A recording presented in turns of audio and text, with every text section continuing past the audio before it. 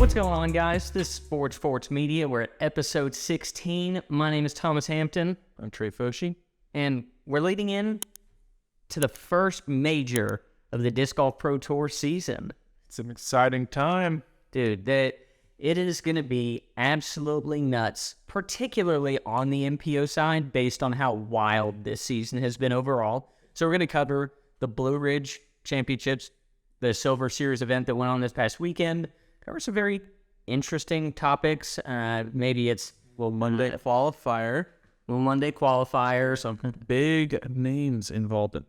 Yeah. Talk a little bit about that. We'll recap some interesting happenings leading up to, or what really is just the registration of the event, which people have covered in the past, but I think it's good leading in now that things have played out. We can recap it as we talk into who qualified. We'll go through a preview of who we think is going to win. We'll talk briefly about Forge Sports Fantasy, which if you haven't already, it's a quick plug.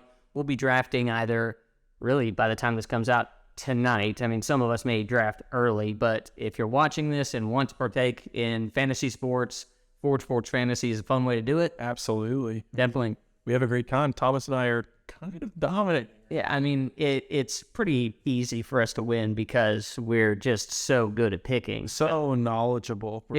If you think you're good at all, we need some more competition. I mean, honestly, we're really just not up against much. Yeah, we're really, it's some of our buddies, they just make bad picks. We are pretty confident that structure of Forge Sports Fantasy, each major is a qualifier based on people that have scored the most points or in this case, from the beginning of the season to now, or between majors. People qualify to play in a major for a chance to earn a spot for drafting for the Disc Golf Pro Tour Championship. That's electric. And so me and Trey are trying to secure the first 2 spots of the season as we go against our buddies Heath, Jacob, Matt, and then our buddy Barry, man, what's his name? I can't remember, but so we've got some interesting disc golf upon us. We're excited to watch. I will be going to rounds 3 and 4. I'll be spending the Friday before just playing disc golf in Atlanta. So we've got a lot going on. So let's lead in to the Blue Ridge update, all right?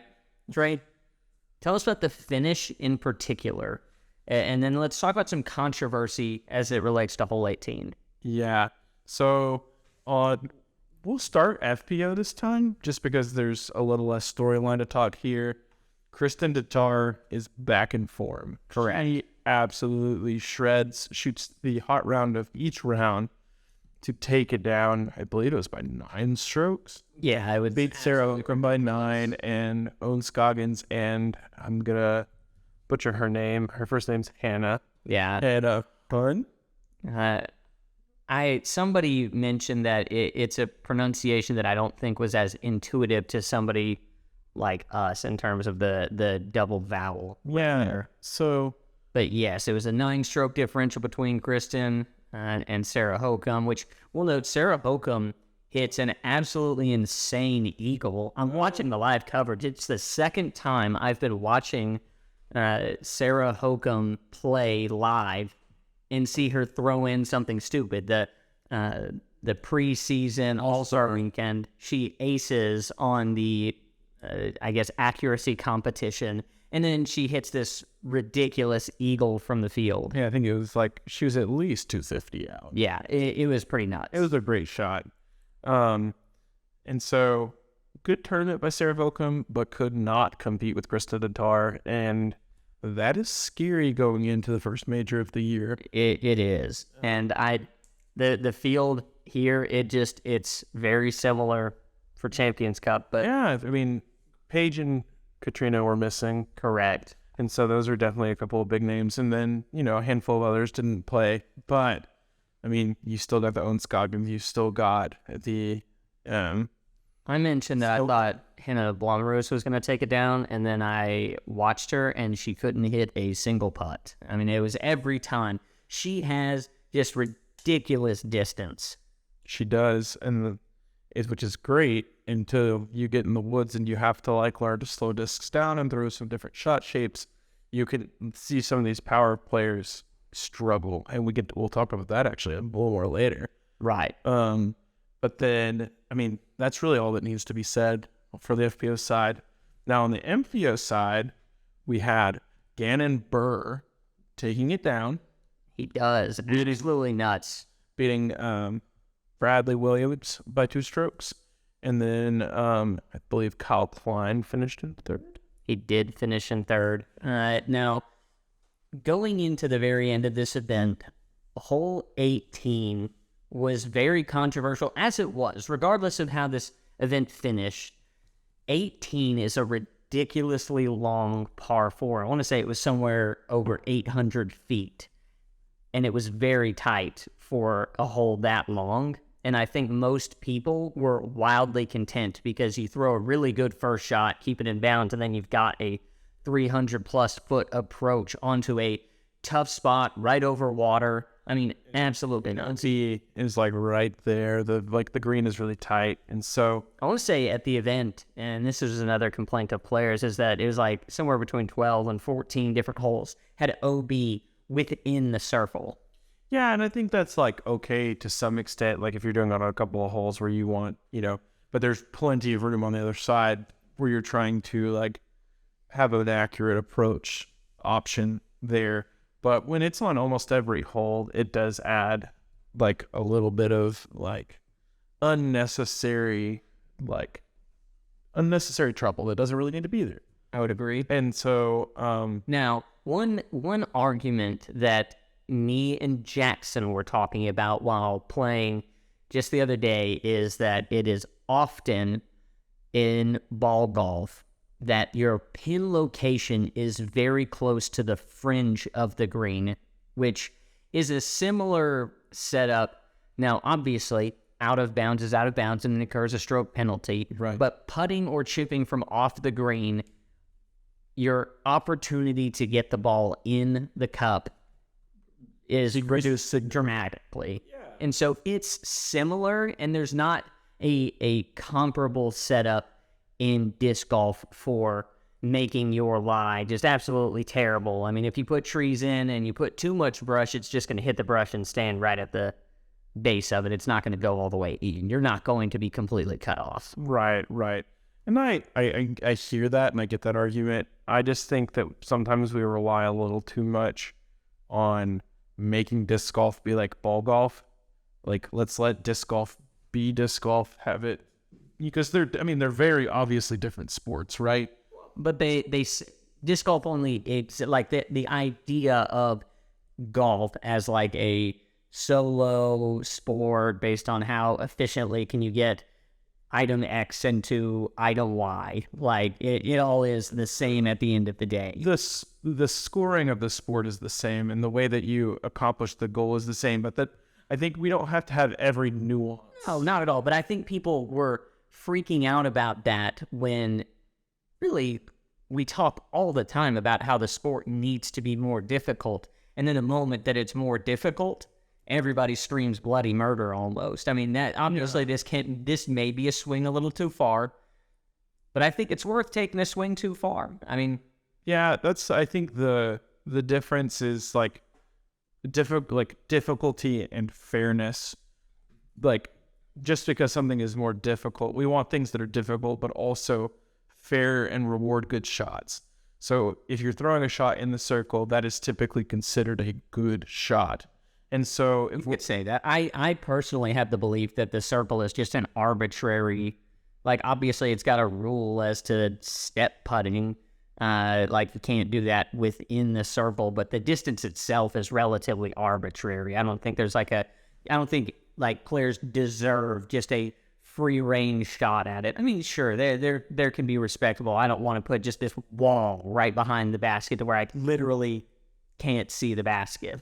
But to say that it has to be this like open field and you can't have trees, like some people say, not that you're saying. No, I'm saying like I totally agree with that. There should be trees in Circle 1. That's totally fun. Right. But when you've got OB that's like 10 feet away on multiple holes, it just doesn't feel, it feels gimmicky to me. I can agree with that. And so, but needless to say, hole 18 played very difficult. There was one birdie on the entire final round. Shout out to, I don't remember the name. It was a name that I didn't recognize, but we can shout him out next episode. But what do you think about the Bradley Williams layup? We watched that live. I mean, we were obviously busy with something at the moment, but we had been delayed, and I was watching it. You and I watched the layup happen together. I couldn't believe it. Like, there was no reason for him to do that, because, like, the money between second and third or second and fourth, sure, there were some high numbers taken. I know James Conrad took over a 10. There was a 15 taken on the hole. Right. Like, the hole was extremely difficult. But, like, if you looked at it, the worst case scenario, he goes OB long, he goes to the drop zone, has a 35-footer to make, he misses it, double bogey, and he still, because he wound up bogeying the hole, so he still would have gone and still been in second. And so, like, and we didn't, I think Kaufline did wind up taking the double bogey on 18. I could be totally off base on that. He did take the double bogey. So that Kyle Klein was on a lead card, correct? Yes. So, I mean, now, so the way I feel about this is different than you, in the fact that, though I totally get the general idea of everybody's playing to win, the moment they stepped on the tee pad of 18, the weather sucked as bad as it possible. Like, literally just torrential downpour, and Bradley has no clue what's happening to Gannon. He doesn't know that Gannon's will be taking a bogey shortly. Well, no, Gannon was on chase card, so he knew exactly what he needed to do. I believe that where Bradley was on lead card and Gannon was on chase.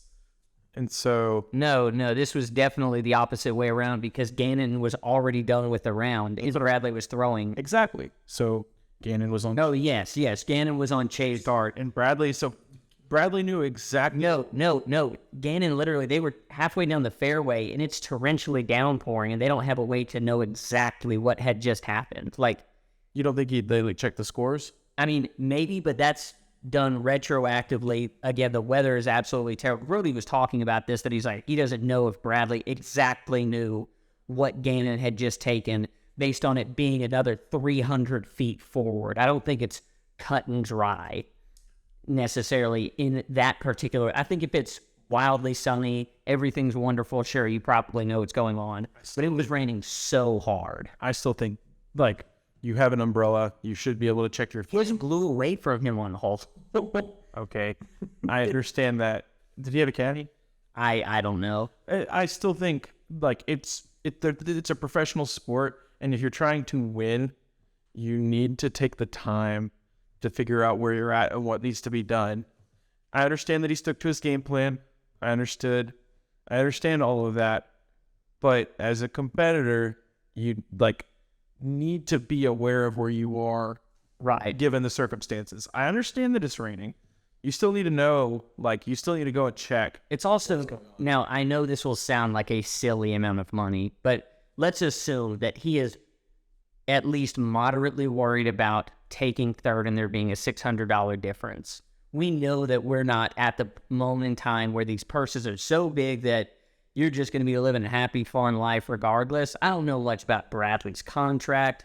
What he has. Yeah. So, like, the life of a disc golfer currently isn't necessarily glamorous for people outside of the top, we'll call it 10. And, you could even measure to say 5. Right. And so $600 could quite literally mean a ton to somebody like Bradley Williams, especially who knows what bonuses potentially look like for second, for I don't know what any of that looks like. Yeah, we can't know that. I just think I totally don't want to, like, I'm not trying to sit here and badmouth Bradley Williams. Well, everybody said you wouldn't be. Everybody's saying that, so you're not going to be some unique person feeling that way. Yeah, I just think, like, as a competitor and as an athlete, to sit there and say, either I didn't know I had an opportunity to win, or I knew I had an opportunity to win and I chose not to. Right. Like, I don't think that either of those are a good excuse in the moment of having an opportunity to win. Right. But Literally, the only reason I think that comes into play is because of how horrible the weather becomes. And you might just be sick and fed up and tired with it at that point and just say, I'm going to take my 600 and call it a day if I'm not sure what the differential is, if I, in the highest likelihood, don't hit the shot. Agree to disagree. We can agree to disagree. I'm not saying I would have done what Bradley did, but I can understand heavily why Bradley would do what Bradley did. Fair enough. So, Champions Cup. Here, Trey, give us the breakdown on leading into Champions Cup. Why there's a little bit of controversy about who's playing in Champions Cup. Yeah, so a lot of players didn't sign up because they thought. I think there's just maybe some confusion on what the tour card got them. So the tour card signs you up for every Disc Golf Pro Tour event. Correct. This is not a Disc Golf Pro Tour event. This is a major run by the PDGA, so it is not part of that tour card.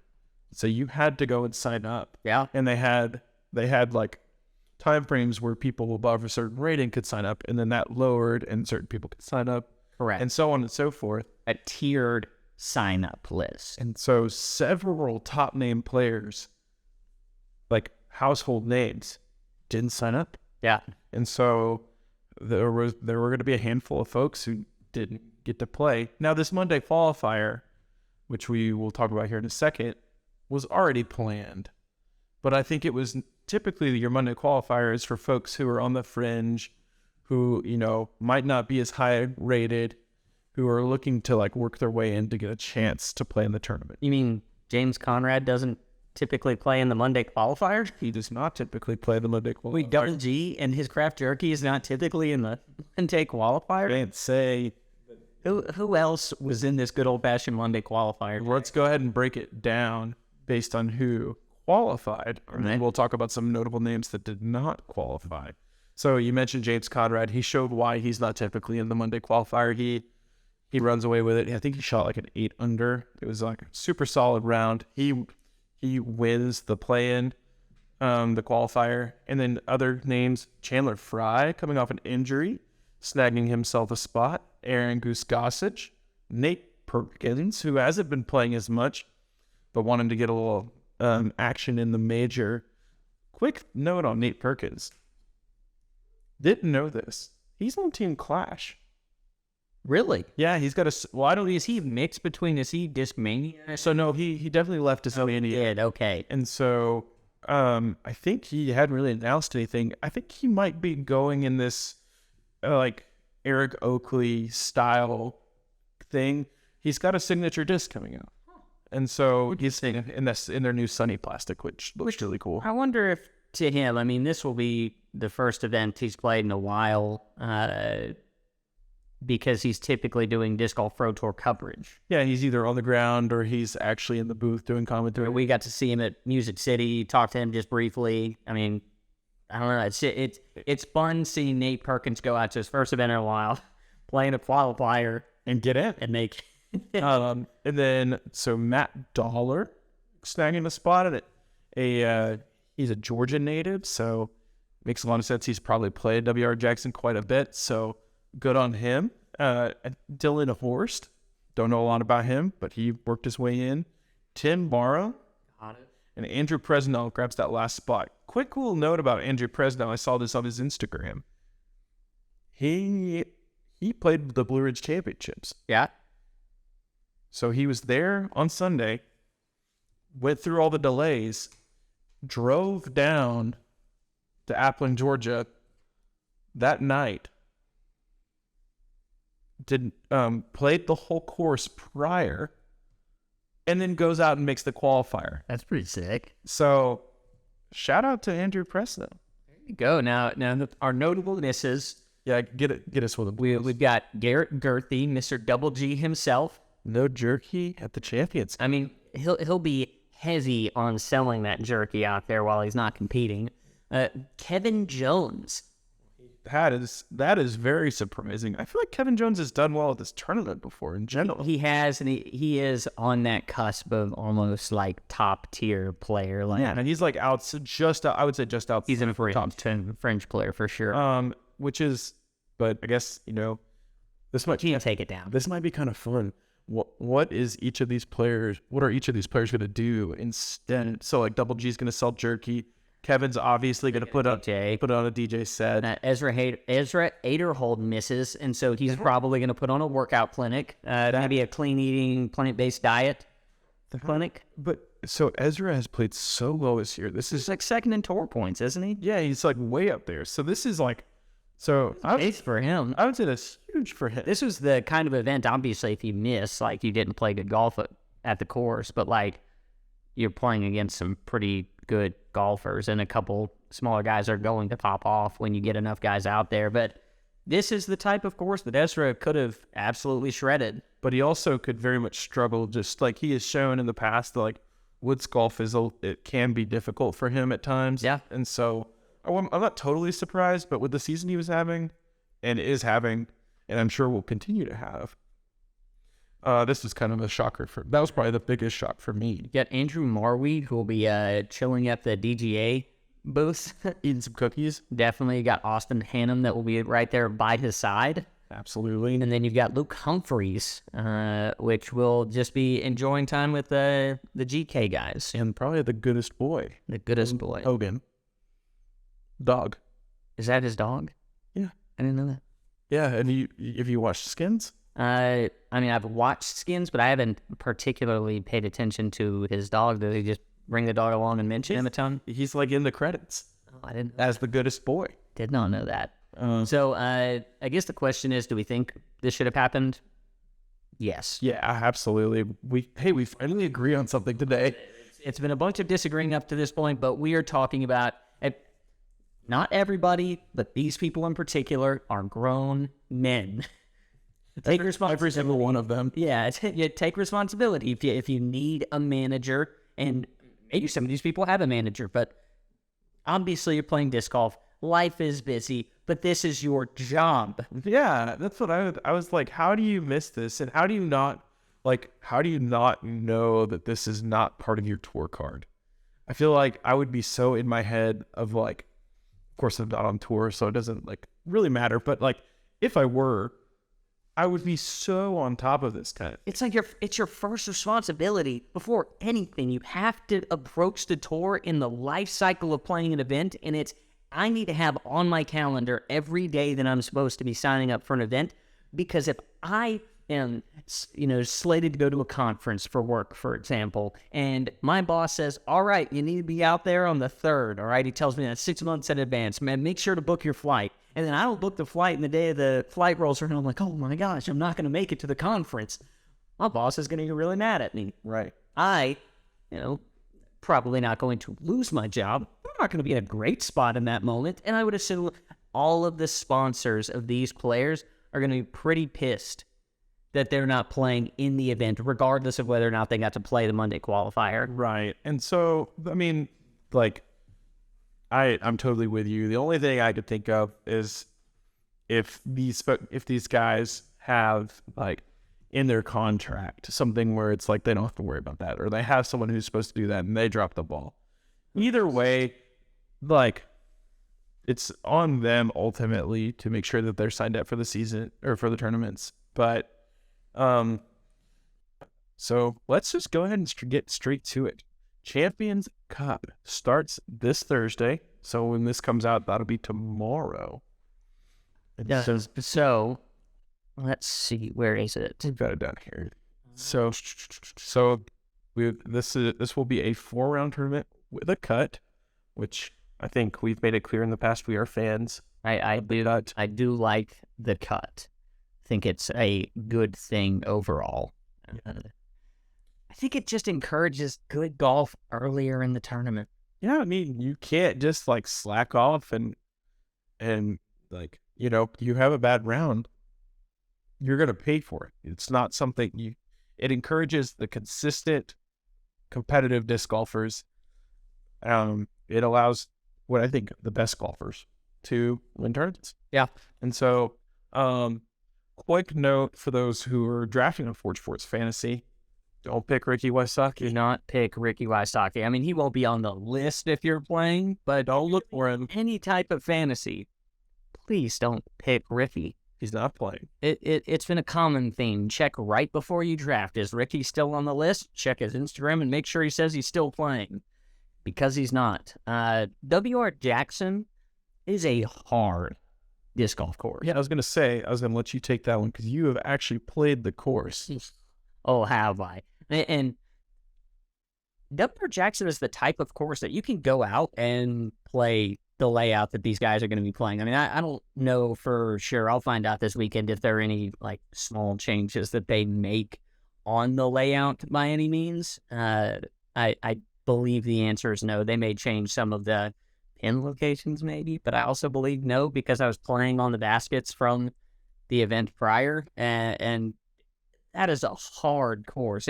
Tight lines, your first hole, you walk through the gate of W.R. Jackson. You know, this is on the this is in a national park property, and you roll up to the International Disc Golf Center, which has the Disc Golf Hall of Fame and like the disc golf, like pretty much a disc golf history museum in it, with you know little what did you call the bust of Ed Kendrick, Steady Ed, good old Steady Ed. You got a little flip book of the original PDGA members back when they used to have cards that they kept for everybody in a Rolodex. You've got like original Frisbees, the first basket ever made, a bunch of super cool stuff, and a bunch of trophies from the past. That's cool. So fun if you're there, check that out. But it's also got 3 courses on the property. You know, obviously one that they're going to play, W.R. Jackson.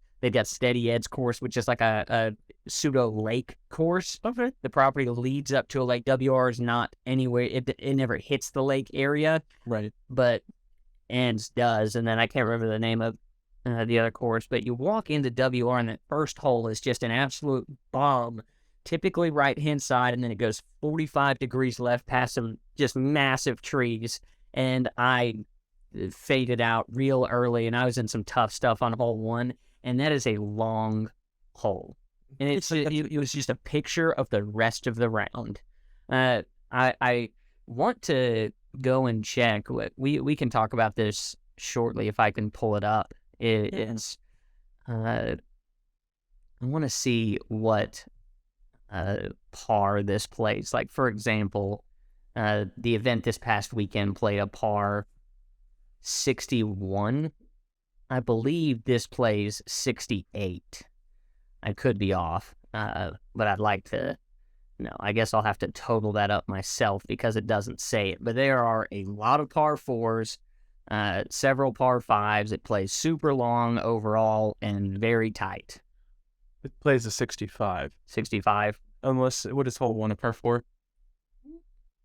So 66, I believe. So adding several strokes to what they did prior, and there are just a lot of unique shots. There are several holes where you can really take 2 different routes if you want to. There's like 15, I believe. I think there's a few holes that are wind up being like that. There's a par 3 early on that you could play the forehand to the. It's like slightly uphill. I can particularly remember, I believe Paul parking it in the video from last year. We absolutely shredded. Was it round 3 or 4? Yeah, where he was way off the pace and then like went like 16 down or absolutely.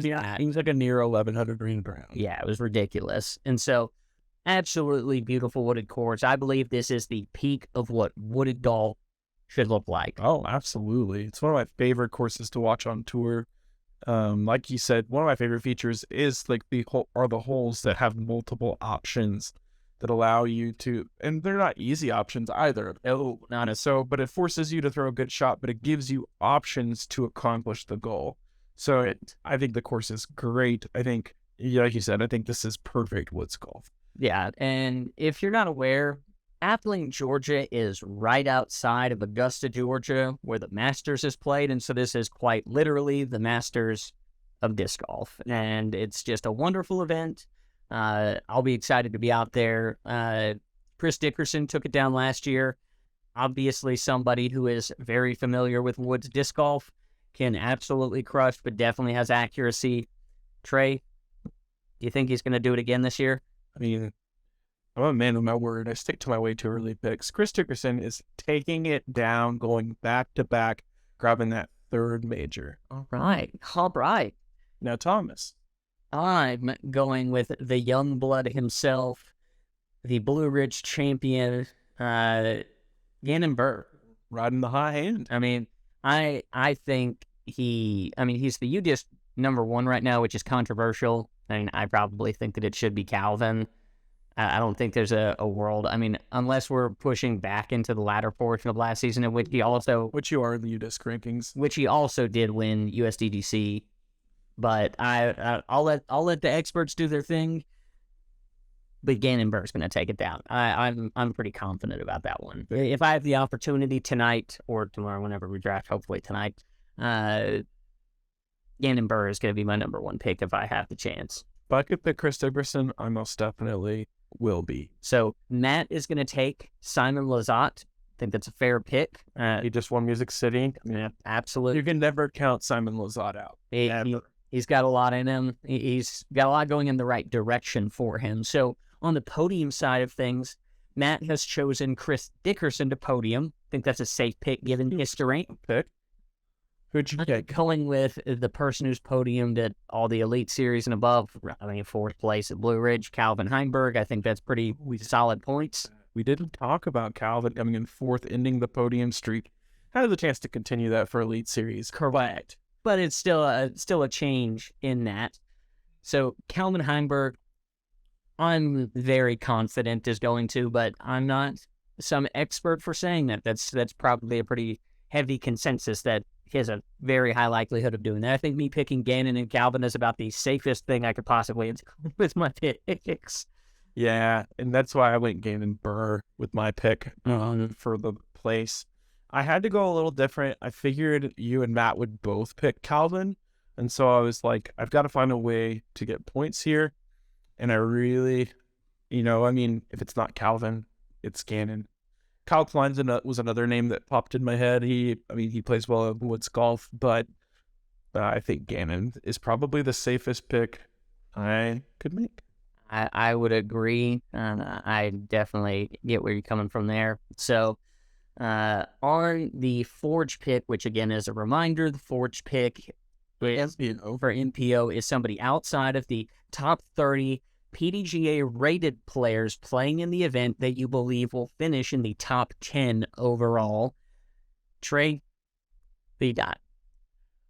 I got my guy from Chattanooga, Tennessee. The guy I caddied for at Music City, Aiden Scott. Aiden Scott knows how to play in the woods. He learned how to play disc golf at the Sinks in Chattanooga. It's the definition of woods golf. He's got great accurate shots.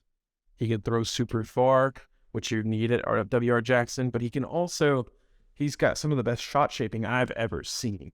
And so for me, it was a no-brainer. Aiden Scott at his first major is going to snag that top 10. And so, man, I go back and forth on what I want.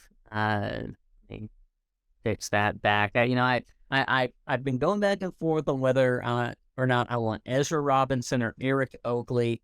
And I love Eric Oakley, but I'm very confident in Ezra Robinson after seeing what he did in Music City. That man's a bad man. Bad man. He's got it in him. Yeah, after not showing up for his tee time and then proceeding to take another quad bogey on the round, play good golf the rest of the time, and then play 2 great rounds at Music City. He did. I think it's almost a combo of he has shown that he can play well. He got back in the cash after missing his tee time round 1. And he's got the chip on his shoulder because it's what could have been at Music City. Yeah. I think he's just going to come in with a lot of... He could have been in contention, man. He had a lot of opportunity there. So, FPO side... Real quick, Matt also agrees with you. That is correct. I saw it twice, and I just assumed we had talked about it. No, Matt takes Ezra Robinson, which is hilarious because we've got the table here, and Trey knew Matt's picks, but he hadn't written them down. And I said, I'm going to pick Ezra Robinson. And Trey was like, oh, man, I also picked Ezra Robinson. Yeah, I did that so there wouldn't be any kind of bias because I know I know Thomas isn't going to snag my picks, but either way, we've got our picks here. I'm going to go ahead and say it. It's unanimous. Kristen Tatar is our pick for the FPO side to win. Now, do we want me and you? We'll call it. We'll trade off a point for this one. Do you want to call the differential? Let's assume Kristen wins. This is only if Kristen Tatar wins. How much she wins by? So if you get it, you could only get the extra point if you get it exactly right. Okay. Yeah, I'm gonna. That way, we're not playing any dumb like Price is Right over under type game. Yeah, I'll go 4 strokes. 4 strokes is how much she beats my place pick by. I'm gonna call it 9 strokes. Whoa. Because it's a 4-round event. Kristen is unmatched, and I think she has the opportunity in 4 rounds to make that happen. Okay, so, we'll probably pull Matt on that one too, just to make sure that he gets a fair opportunity at his extra point. But you said 4. I said 4. Trey picks 4 better. I'd pick Kristen's going to win by 9. We talked to Matt during our intermission. He says that Kristen is going to win by 6. So 1 point if Kristen happens to win by 4, 9, or 6. By 4, 9, or 6. So just a fun little side piece, just because it was 0 on Kristen winning. Coming back around the other direction, Matt chooses Owen Scoggins to podium in the event. Very safe pick. I changed mine from Henna Blomroos to Holland Handley. Interesting.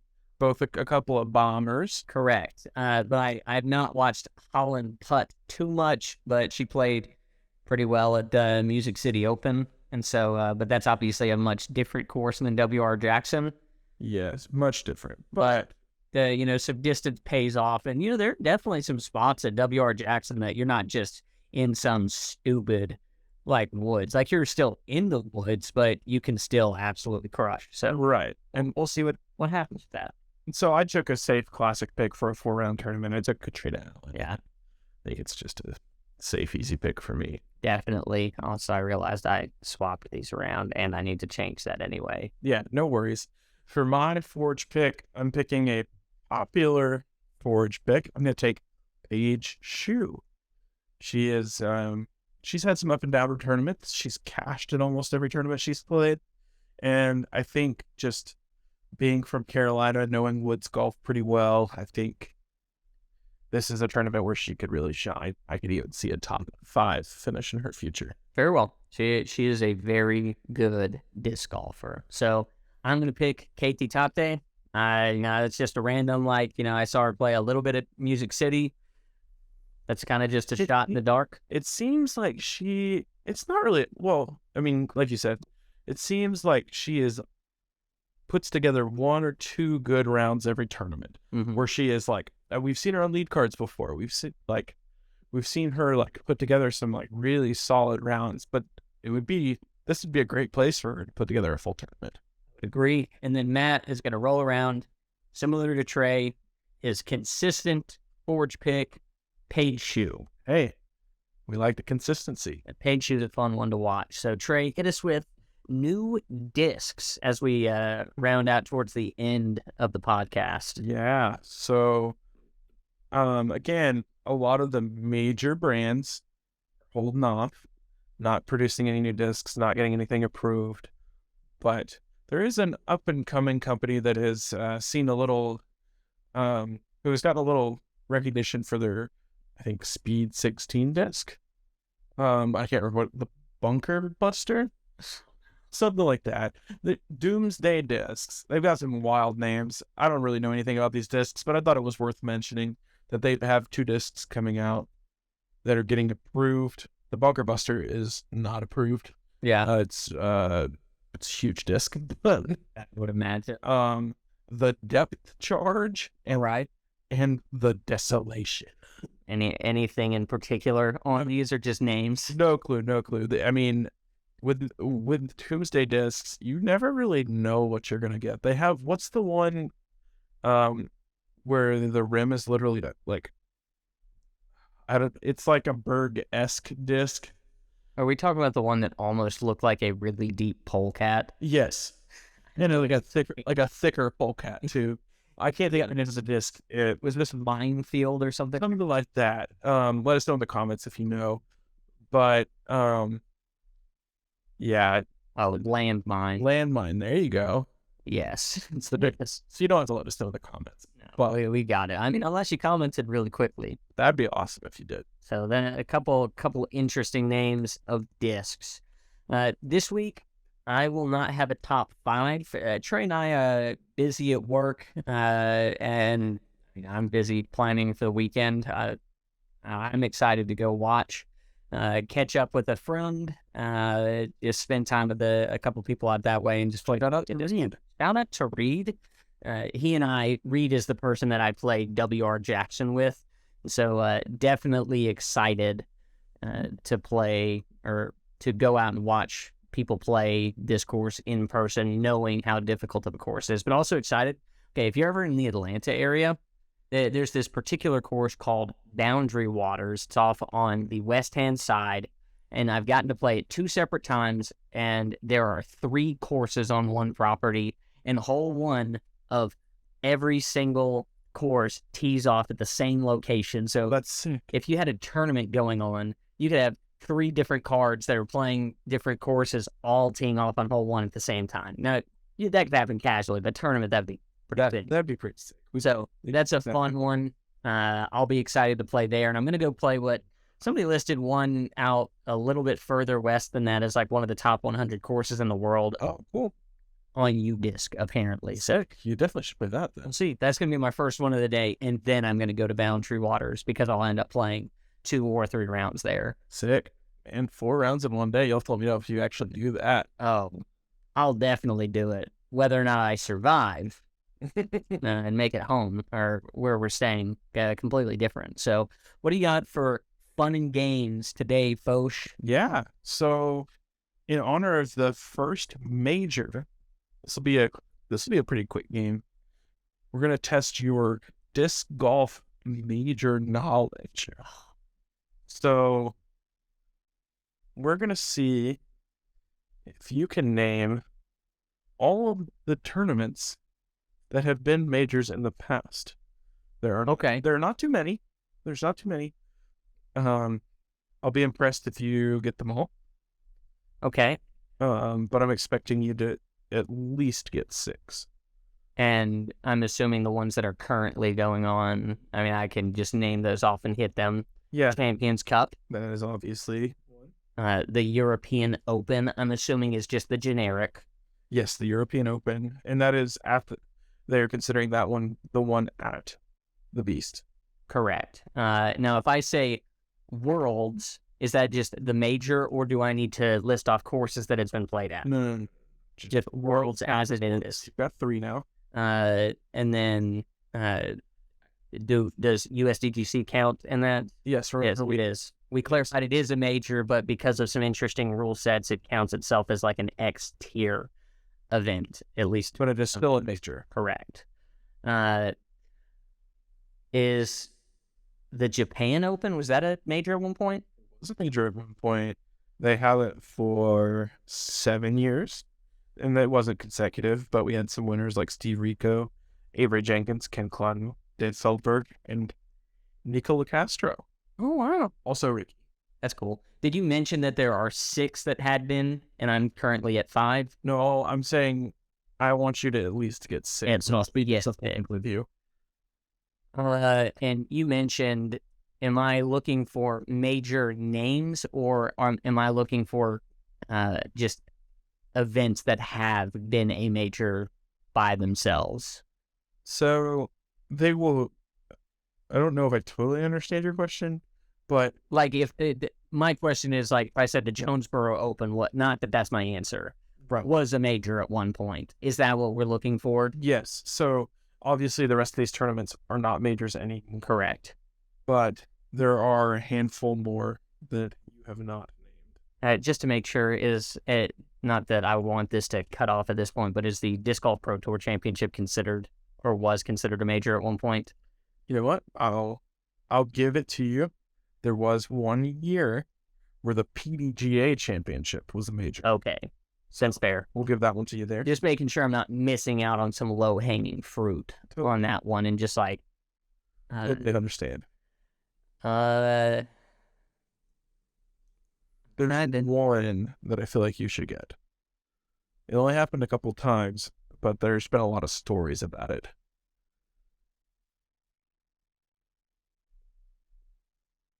On a continent we haven't discussed yet.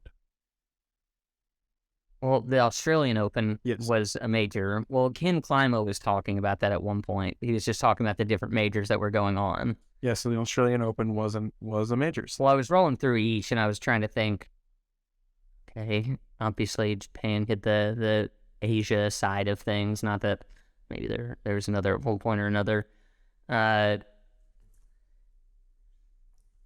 Was Masters Cup a major at one point? So, no. At De La Vega? No. Okay. So there was... So I'll go ahead and... I think this might be where we cut you off. I would agree. So the ones that you missed, the most recent was the Konopiste Open, Okay. which McMahon took down. There were a couple of years where they had the European Masters. Okay. I'm assuming this is like the actual Masters did it. Well, No, so this is... I'm not including like that. They called it the European Masters. It was in Stockholm, Sweden. okay. Paul Macbeth took that down once, and Reiki took it down another. And then from there, we've got the Scandinavian Open. Okay. That was won by Paul. We've got the Feldberg also took that down, and Jesper Lundmark. We haven't talked about him. All right. And then I think the last one we're missing, the Players' Cup was won by Avery Jenkins, Feldberg, and McCabe. What was that? Is there anything else on the list we need to discuss, or was that the last one? We got one more. That was that was in Crystal River, Florida. Okay. Haven't heard of that one, but that was a major at one point. Okay. And then last but not least, we have the I already said that one. The Stockholm Open. Oh. Happened in one. Interesting. Will Schuster took it down. All right. Very nice. It's a fun little intro to the first major of the year. Yeah, it kind of gives you a little I'll play. history on majors. I want to go play the European. I want to play the Beast in Nokia. That'd just be unreal. We should just plan the trip. I'm proud. Hey, Forge Sports Media to the moon. One day, if we're big enough, we'll make it out. At least it's not the moon, Nokia Finland. Forge Sports Media to Nokia? What a time. So we're excited for the first major. If you haven't already and you're listening to this podcast early on, sign up for Forge Sports Fantasy. We'll obviously kick your butts any day of the week, but you definitely try if you would like to. I would like to wish the best of luck. I mean, obviously we both want to spot, but I'm going to get one.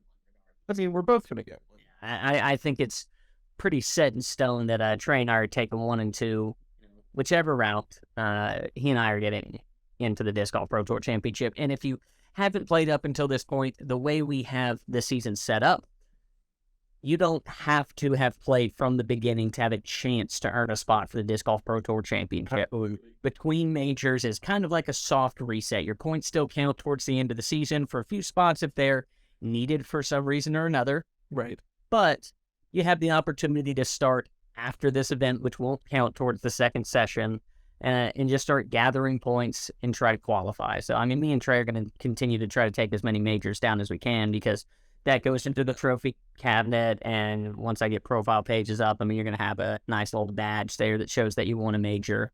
My trophy case will be full. And to be fair, I'm going to make sure that there's a distinction of our group that plays as a separate badge, because obviously you're playing with the best of the best when you're putting that kind of group together. You're not playing with a random group. You're playing against Forge Sports Media. Yeah, so it's going to be a fun time. We'll get drafting here soon. Appreciate y'all for watching. 16 episodes down, my goal, if we can get to 21, that'd be kind of like 3 straight weeks of podcasts if you watch one a day. Yeah, there you go. That'd be pretty sick, and then we'll just keep going from there. But yeah, thanks so much. Like and subscribe. If you haven't subscribed, we'd I'd like like to get to 50. we'd love to have you. Yeah. I would assume most of the people that watch the podcast currently aren't subscribed from what I watched on the analytics. So please hit it. Obviously, it's the beginning. So, but one way or the other, catch you next week, and we'll have an update for you on who wins Champions Cup. It's going to be Chris, but thanks for listening. Catch you guys next week. See you.